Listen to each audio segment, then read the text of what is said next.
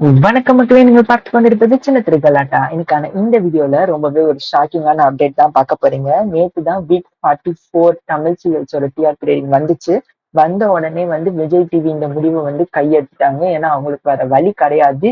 ஏன்னா இந்த சீரியலோட ரேட்டிங் ஜீ தமிழ் சீரியல் ரேட்டிங்கை விட கம்மியாயிடுச்சுங்கிறனால தான் இந்த ஒரு முடிவை எடுத்தாங்க. ஆக்சுவலா எந்த சீரியல் அப்படின்னு உங்களுக்கு தெரிஞ்சிருக்கும். பூங்காற்று திரும்புமா கெட்டிமேளம் சீரியலை விட ரேட்டிங் கம்மியா எடுத்துருச்சு போன வாரம்.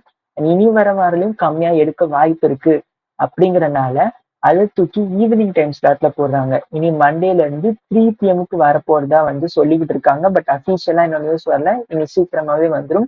அதற்கு பதிலா 6 PM ஆஃப்டர்நூன் சீரியல்ல நல்லா டெலிகாஸ்ட் ஆகக்கூடிய மகளே என் மருமகளே அது ரேட்டிங் நல்லா வாங்கும்னு சொல்லி அதை தூக்கி 6 PM டிரான்ஸ்ஃபர் பண்றாங்க. ஆனா அந்த ரேட்டிங் கெட்டி மேளத்தோட போட்டி போட்டு நல்லா ரேட்டிங் வாங்குமான்னு சொல்லி தெரியாது.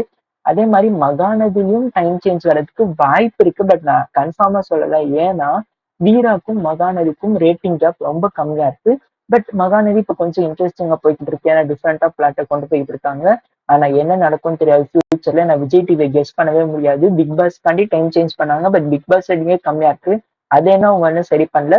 பொறுத்திருந்து பார்ப்போம் என்ன ஆக போகுதுன்னு சொல்லி.